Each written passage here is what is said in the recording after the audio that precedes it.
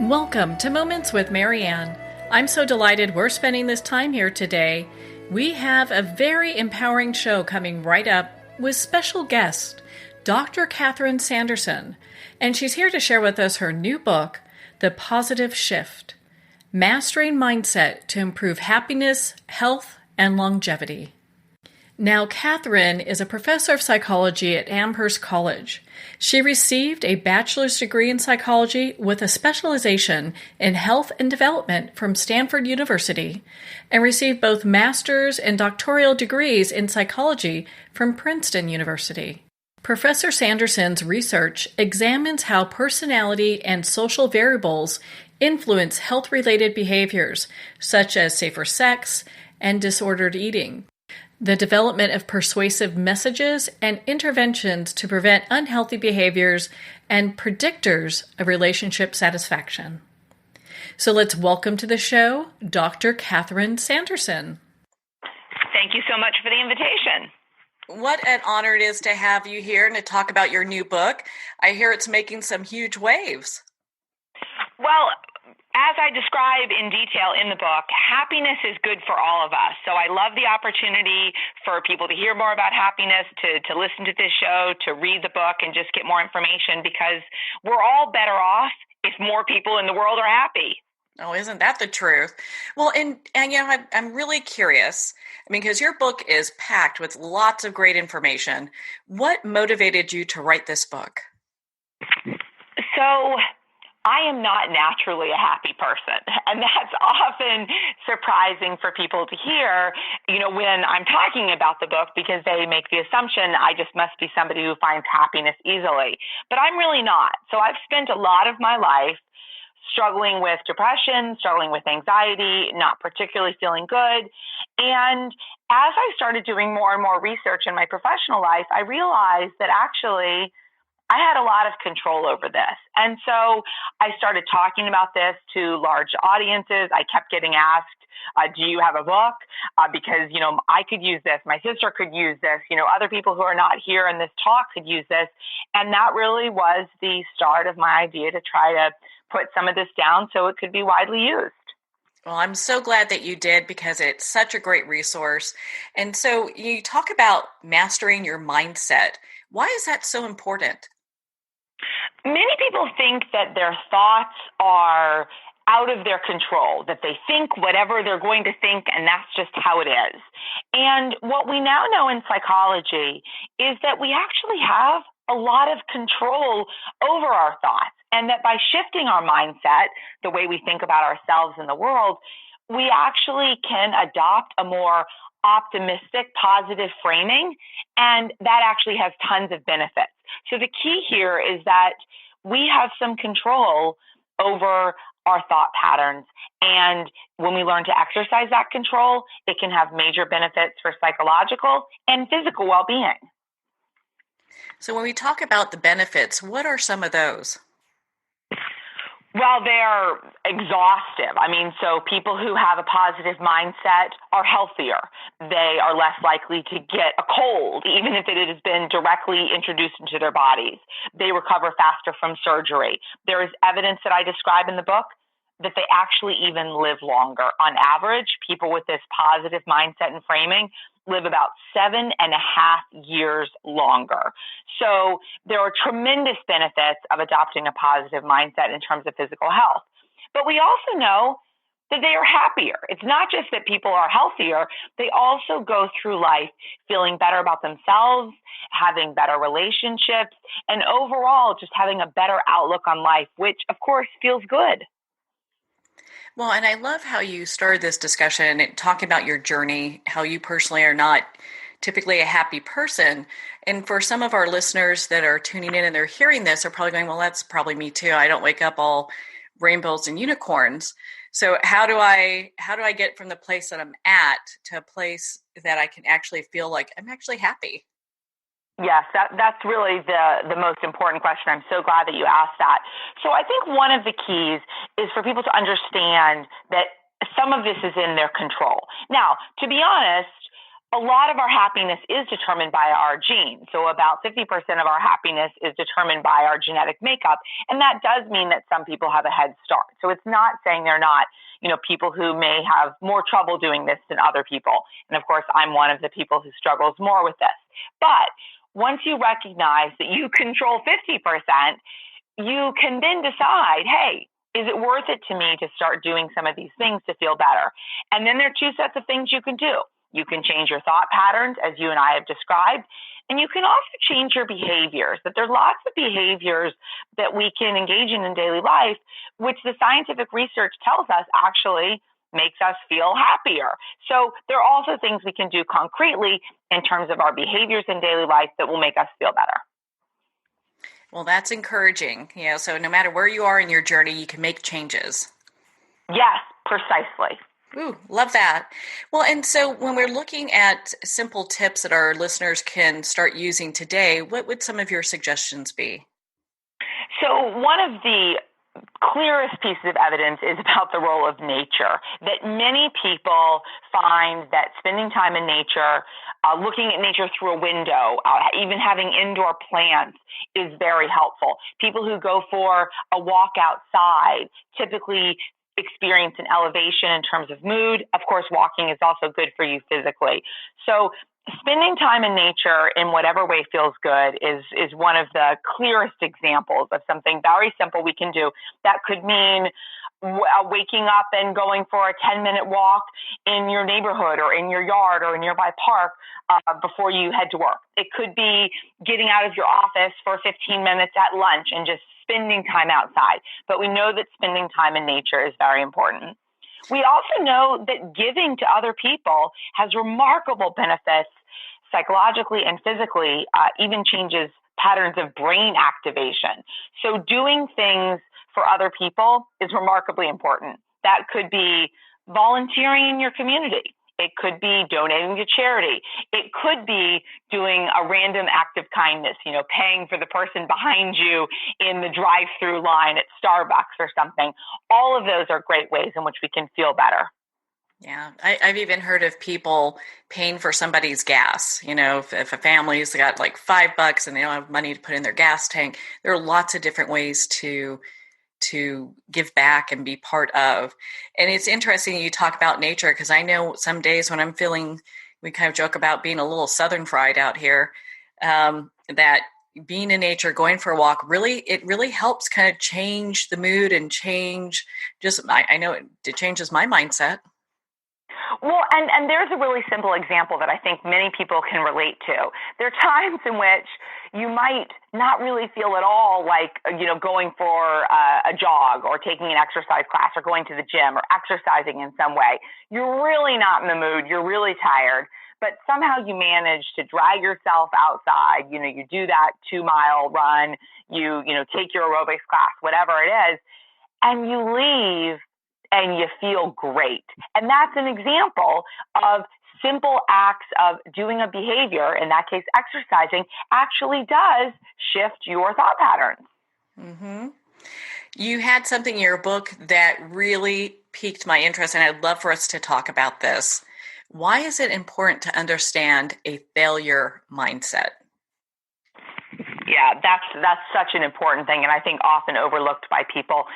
So bad things happen to all of us.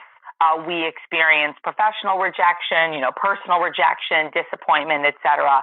And one real key piece of evidence is that we have control over how we think about the implications of that.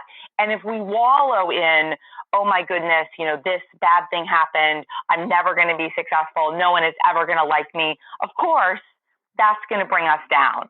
So when bad things happen, being able to take those things and embrace them and say, okay, this is not the job for me, or this is not the relationship for me, but what have I learned from this experience? How can I make different choices in the future? How can I pursue different passions? How we respond to failure, whether we beat ourselves up or whether we are compassionate and kind, is an essential element in terms of being able to move past them in a way that can feel better. Well, that's so important. And I love how this all comes together. I mean, when we look at the failure mindset, when I initially read that, I'm like, why is that? Why does that even have value? But the way that you explain it makes perfect sense.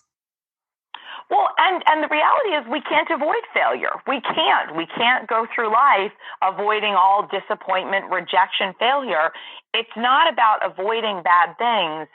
It's about how do you respond when those things happen. Yeah, without a doubt. You had so many great, just great information and resources in your book. And I was really surprised by quite a few of them. It's like, wow, I didn't know this, never thought of it this way. And you even had a Winnie the Pooh reference. I'd like to share with us. I love that. Well, and I really tried to, and I appreciate your kind words, but I really tried to make the book full of science, so people know this isn't just something I woke up in the middle of the night and dreamed up. This is empirical data that lots of people have demonstrated, in careful, thoughtful, rigorous research. But I also really wanted to make it accessible to people. So I talk about the difference between people who have the very positive sort of Tigger outlook of always being bouncy and energetic, et cetera, versus people who have the more depressive, Eeyores kind of go through life in a gloomy way. And yeah, there are these individual differences. We see them clearly in the lovely Winnie the Pooh stories, but we can also then take that information and sort of understand, oh yes, that's what the science is telling us is actually very practical and easy to understand. Yeah, I think it just makes perfect sense, especially the way you explain it, because, I kind of identify with the person that bounces out of bed. I feel like a Tigger in the morning, so it was kind of funny, reading this and seeing the different analogies. And a dear friend of mine, she's kind of a little bit like Eeyore, but it's just kind of funny how we all have these different traits and we can learn so much from one another. And what's interesting is that people, I think, will recognize, as you've just pointed out, they'll recognize themselves in different parts of the book, and they'll also recognize, oh, that's what my husband is like, or that's what my sister is like, or, oh, my oldest child has that tendency. So I think it's also just interesting for us to learn that how we see the world isn't necessarily the same way that other people see the world, and that, of course, has lots of implications. Oh, yeah, without a doubt. It really allows us to step beyond ourselves and look at the bigger picture of what other people are going through as well. We develop a little bit more empathy when we do that. Absolutely. And that's one of the things that I've heard just again and again from people who've read the book is they say, my husband's been going through a gloomy patch, or he, had trouble responding to this, bad situation at work.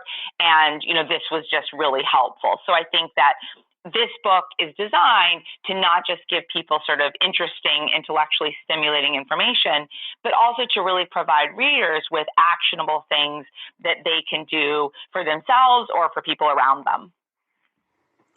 How does mindset affect our memories too? Because I know you have this chapter in the book on that, and I'd love for you to kind of touch on that for our listeners.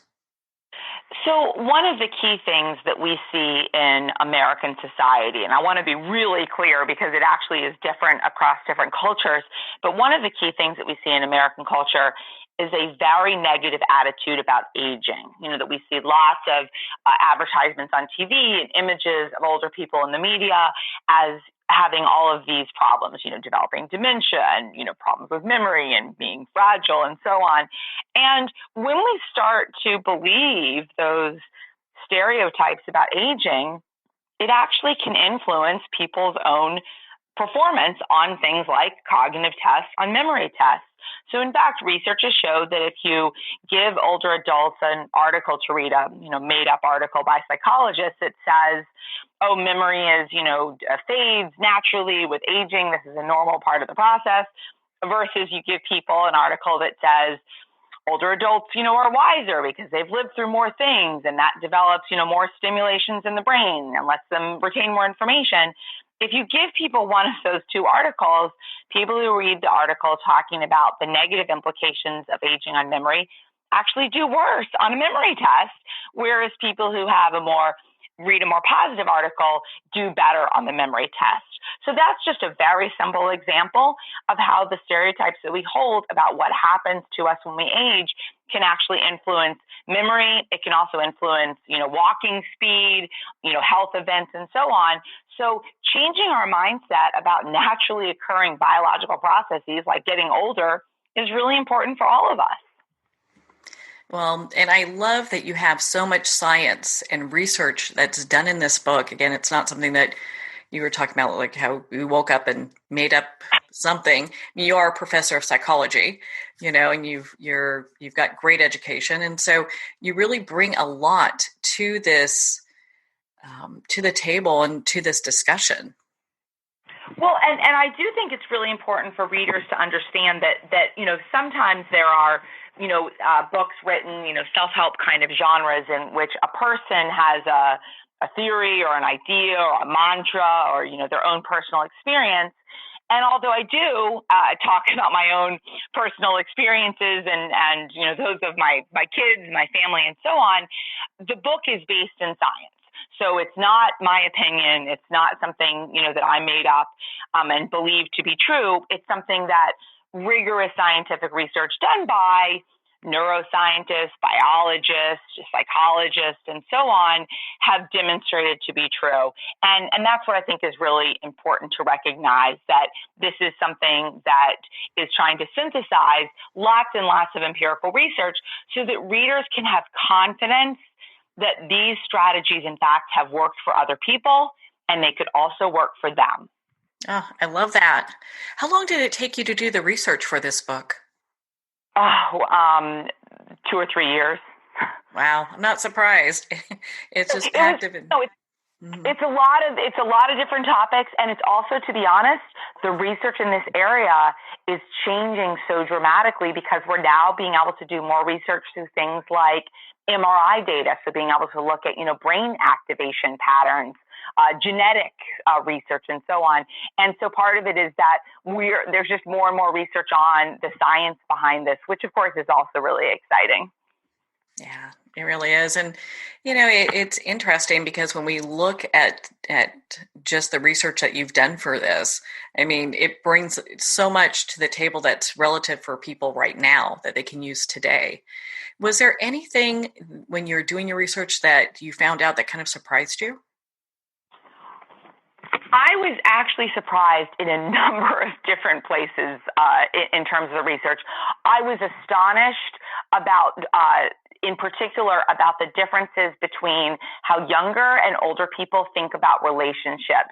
So in the final chapter of the book, I talk about how there are different priorities across the lifespan.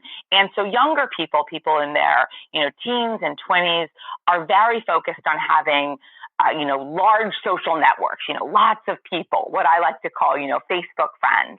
And people in their older years, in their, 50s and 60s and 70s, 80s, actually make very different choices. They're not very interested in having big social networks. They're more interested in having a small number of friends, but people they are really close to. So they tend to have deeper relationships, and they're basically choosing quality over quantity. I just thought that was such an interesting finding, that as we age, our priorities change and the value we place in relationships seems to adjust. And I found that, really interesting to think about what the role of relationships is in our lives and how that isn't consistent across time. Yeah, I can understand that because my perspective has definitely changed from, for where I am today, from, being 20 as it should, because we have life experience, but it's really interesting to hear that come down in a scientific way, that people can really understand and relate to. Well, and what I also found, related to that was so interesting is that we see this in all cultures. So this finding about the changing emphasis on different kinds of relationships is seen in virtually every culture that has been studied. And so it's not a Western phenomenon or a, American phenomenon.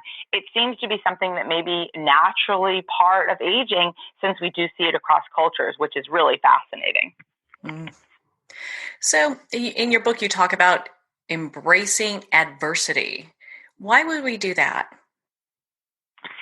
So many people, and this of course increases over the lifespan, with more age and life experience, that many of us, most of us, virtually all of us, are going to experience some bad events. getting fired, getting divorced, having a major illness or injury. And one of the key findings is that there is actually some value in experiencing those negative things. That what the research has shown is that people who experience between 2 and 6 adverse negative experiences actually are happier than people who've lived virtually, perfect lives, no adversity at all, or just one bad thing happening to them. And so that seems kind of counterintuitive. We might assume that people who experienced, no bad events or only one bad event would be happier than people who'd experienced, 4 or 5 or 6 bad events. But in fact, that's not what the research shows. And what scientists believe is that experiencing some adverse events, experiencing some bad things, gives us a chance to adopt some coping skills. So it teaches us, hey, you know what? Maybe I should stop and smell the roses. Or, hey, maybe that thing that I thought was so crucially important isn't really so important. And having some adverse experiences actually gives us tools and strategies for coping with subsequent challenging life events. And that's why looking at adverse events, not just as this is a terrible, awful thing that happened, but looking at them also as an opportunity to grow and change and adopt a different life perspective is really valuable. I love how you make that perspective shift so people can look at adversity as actually something that's a benefit to them, because most people look at it and it's like, ooh, that's pain. I don't want to go there. Absolutely. And that's why I think it's so important, because then when something bad happens, you think, oh my gosh, I'm never going to be happy again, or this thing is going to be, permanently changing in a negative way. And I think it's really important for people to recognize, especially those who may be in the midst of undergoing some adverse experiences, that although in the moment, of course, those things are terribly painful, there are benefits that can be had from those experiences, and we do have the opportunity to learn and grow as a result. Does that even work with really traumatic issues? Amazingly enough, it does.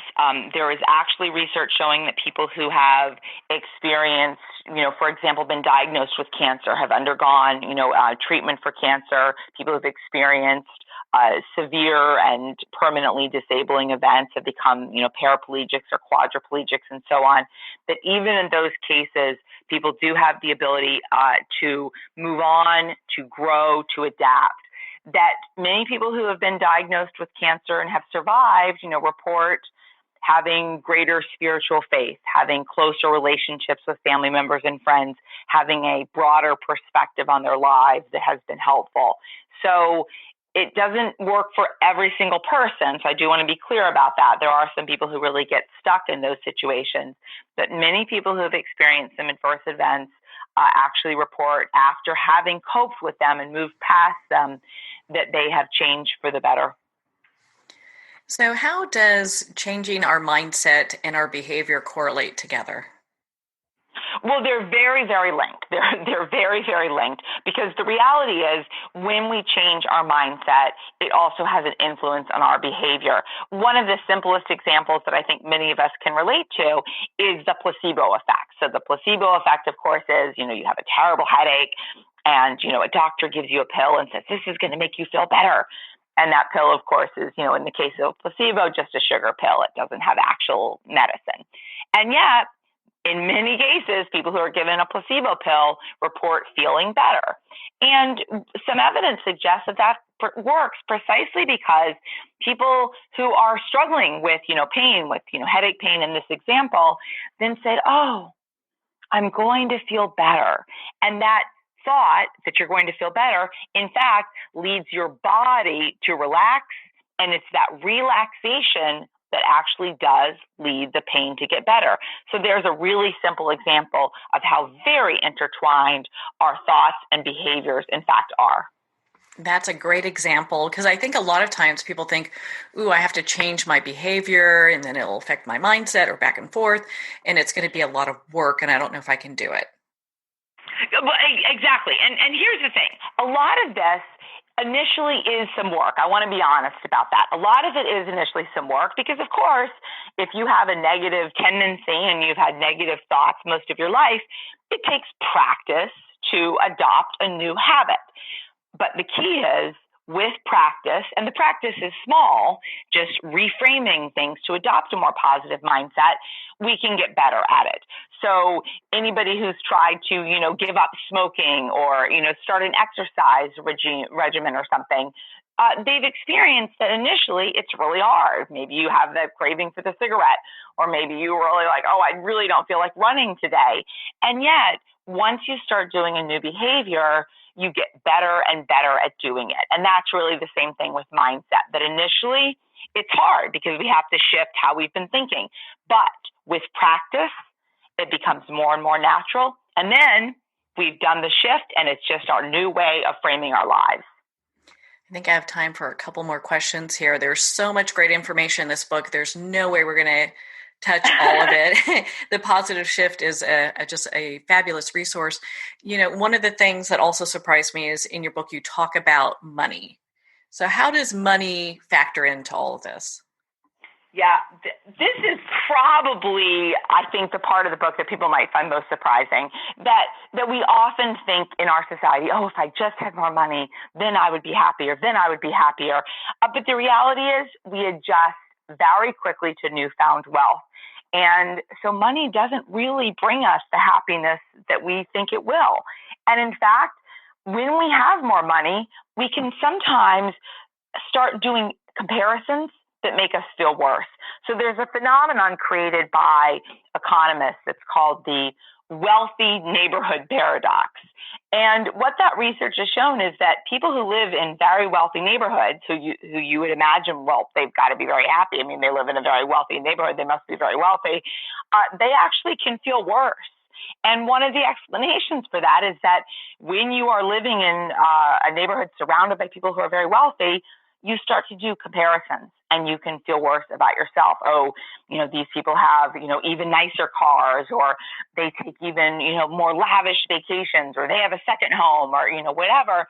And so part of the challenge is that money doesn't bring us the happiness that we expect unless we choose to spend it the right way. And basically that means on experiences. So travel, tickets to a Broadway show or, big sporting event. And in particular, when we spend money doing things with people that we care about. Well, isn't that the truth? It seems like our culture at this point is so fixated on the comparison. We have people who are living Instagram lives, which it looks really pretty on Instagram, but, in reality, there's no way that, we would want to compare or even be compared to something like that.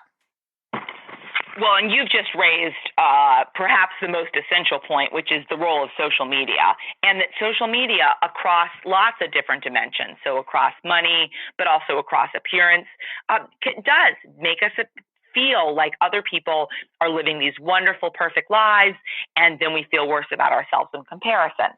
Of course, what we often fail to recognize is that people are putting things on social media deliberately to present themselves in a positive way in most cases. Mm-hmm. And so when we're comparing ourselves to what we see on other people's social media, we're not actually seeing their lives. We're seeing how they choose to present their lives to us. And that, in fact, is very different.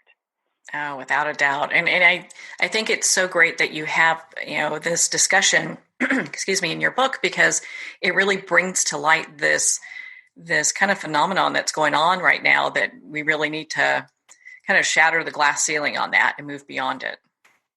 I have 3 children, 2 students in college and 1 student in high school, and I tell them all the time that I am lucky that I am old enough that when I was in high school and college, I never had to see pictures of parties I wasn't invited to. Oh, yeah. Without a doubt. Yeah, before the phone. No, exactly. And that's one of the challenges, is that social media is so prevalent, and I worry about it. I worry about it especially for high school and college students, who maybe don't have the depth of experience to understand that what they're seeing on other people's social media is not a reflection of those people's actual lives. Yeah. Well, it's such an important discussion. All the topics that are brought up in The Positive Shift, I felt really made an impact on my life. So thank you for writing this book. And well, thank you for the opportunity to talk about it and share it with your listeners. Appreciate it. So, Catherine, where can our listeners connect with you and be part of your community? Absolutely. So I have a website, which is sandersonspeaking.com. And if people go on that website, they can find ways to connect with me on social media, but they can also learn more about my research, my teaching. They can watch videos of talks I've given on the mind-body connection and positive psychology. Well, Catherine, thank you so much for taking the time to be on the show with us here today. Thank you for the invitation, and you have a very good rest of your day. Well, thank you, Dr. Sanderson. It's been such a joy to have you on the show and to talk about your new book, The Positive Shift. The Positive Shift is available at Amazon, Barnes & Noble, and all indie retailers. If you'd like to connect with Dr. Sanderson, you can at sandersonspeaks.com for more information. Well, we're at the end of our time today. I would like to thank everyone for tuning in. You're listening to Moments with Marianne. And remember, make every moment count.